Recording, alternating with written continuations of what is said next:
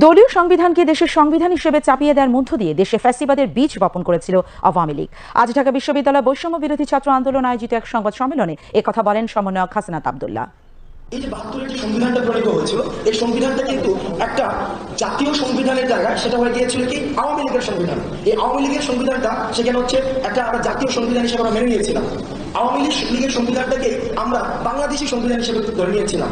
অর্থাৎ দেখেন, একটা দলের সংবিধানকে যখন একটা দেশের সংবিধান হিসেবে চাপিয়ে দিতে চায়, সেই জায়গাতে হচ্ছে ফ্যাসিবাদের প্রথম বীজটা বপন করে দেওয়া হয়। এবং আমরা জাতি হিসাবে এই যে এত বছর পরেও আমাদের দ্বিতীয় স্বাধীনতার আগ পর্যন্ত কিন্তু আমরা সেই জায়গায় কখনো প্রশ্ন করতে পারিনি। আওয়ামী রাজনীতির বাইরে, আওয়ামী ধর্মের বাইরে আওয়ামী লীগ কিন্তু একটা কোনো রাজনীতি না, আওয়ামী লীগ ছিল একটা ধর্ম। অর্থাৎ ধর্মের অবয়বে বঙ্গবন্ধুকে, শেখ মুজিবকে একটা নবী হিসেবে উপস্থাপন করার চেষ্টা করা হয়েছিল, যে সবসময় থাকবে আনচ্যালেঞ্জ। তাকে কখনোই কোনোভাবে চ্যালেঞ্জ জানানো যাবে না, আওয়ামী লীগকে কখনো চ্যালেঞ্জ জানানো যাবে না।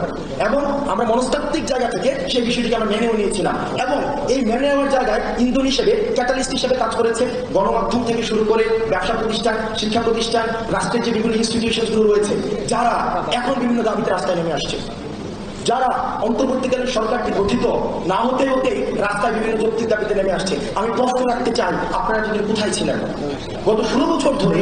আপনি কেন ক্ষমতাকে প্রশ্ন করতে পারেননি?